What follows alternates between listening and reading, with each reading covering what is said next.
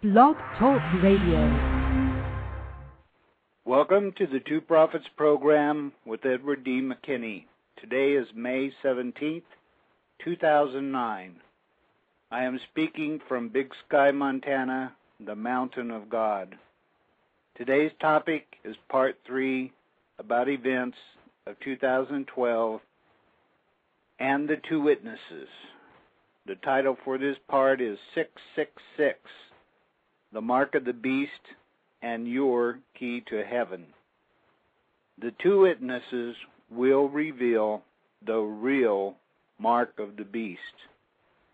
The real mark of the beast is your key to prophetic understanding, and it is your door to heaven. It is the single most important piece of information for unsealing the prophecies of Daniel and Revelation.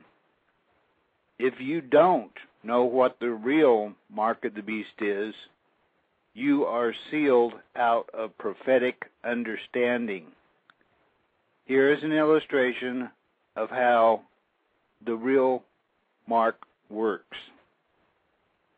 The book of Daniel and the book of Revelation are like rows of rooms. There are doors connecting these rooms. The doors are locked. There is only one key from God that unlocks the very first door. That key is the identity of the real mark of the beast. With that one and only key, you can get into the first room. After you are in, you can pick up another key that unlocks the next door. And so it goes until you have unlocked every door and you have been in every room. In other words, you can go through every chapter and understand for the very first time ever. In each new room you enter, you learn prerequisite information that helps you understand the information that will be in the next room. Prerequisite information is the key to your advancement in prophetic understanding. Why was prophecy locked up? Do you recall that God told the prophets Daniel and John that their prophecies were sealed? They would not be unsealed until the end of time. And yet it seems that every minister and his dog claims to understand prophecy. Well, of course they do not understand prophecy because God sealed them out of it. They are just guessing like everybody else. The prophets Daniel and John were the two prophets who specialized in the mark of the beast, and Babylon. So God locked up their prophecies of the mark, the beast, and Babylon. Why did he do that? One reason was that you, as a Christian who is looking for Christ's second coming, would be able to recognize God's real two witnesses. Today it seems that every minister and his dog is claiming to be one of the two witnesses. So how would you tell the real two witnesses? Here is a clue. The real two witnesses are also called prophets in Revelation because they are the first and only humans to really unseal the prophecies of Daniel and John regarding the mark, the beast, and Babylon. Go to bookstores and you will see that many people have written books about prophecy. But their books are only speculation. They are not revelations from God. Only the two witnesses have the unsealed truth of prophecy from God. Don't be fooled, because pretenders are hustling prophetic theories in the guise of understanding in order to get rich. There are many people writing books of prophecy, and some live in great mansions due to the wealth they have amassed from the sale of books about prophecy. Their financial success is attributable to their ability to get people all hyped on exciting theories. These theories might be interesting, but they are not the unsealed understanding from God.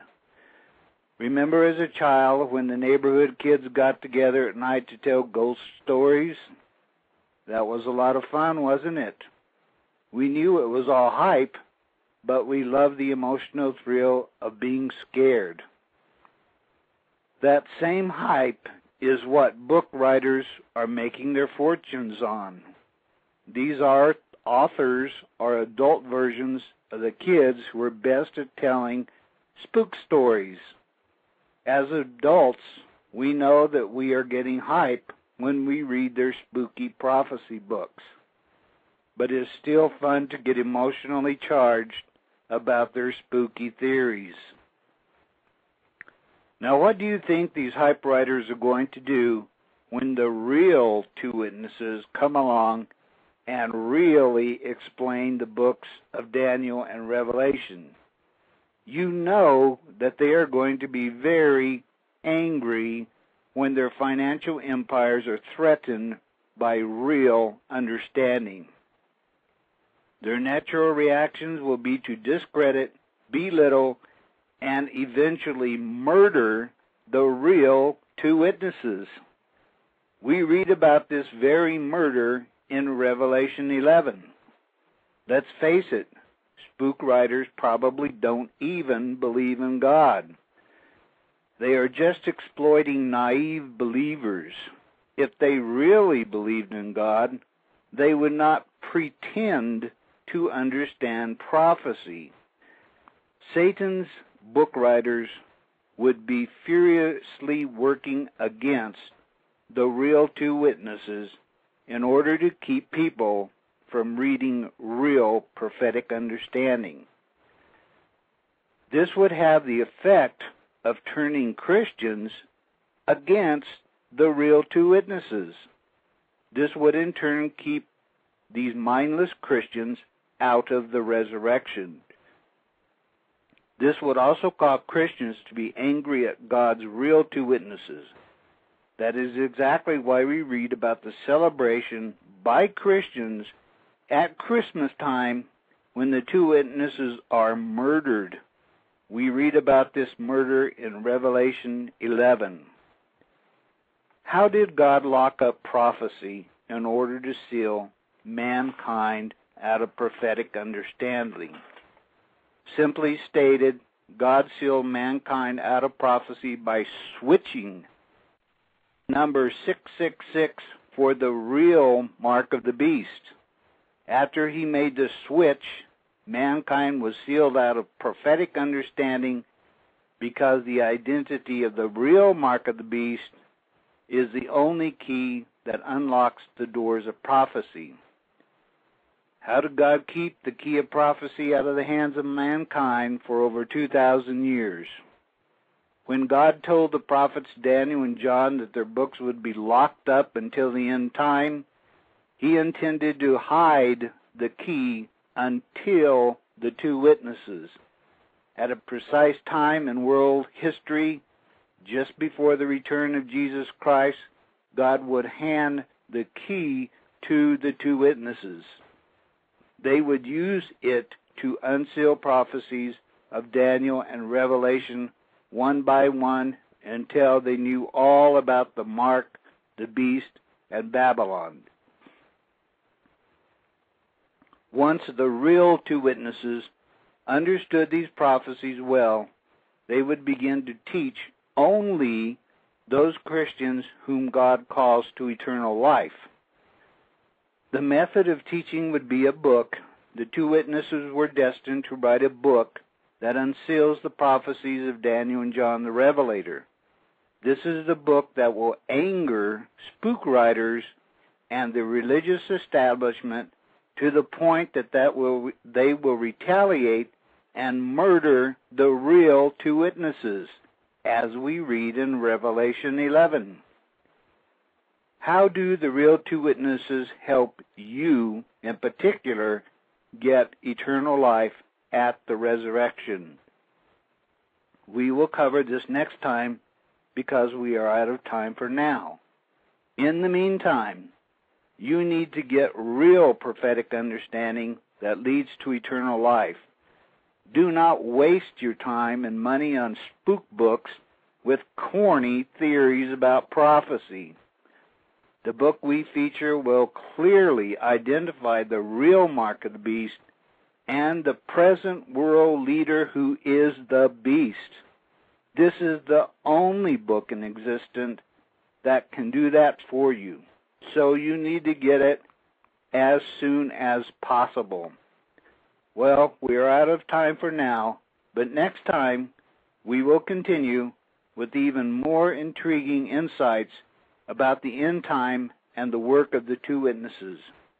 Thank you for tuning in.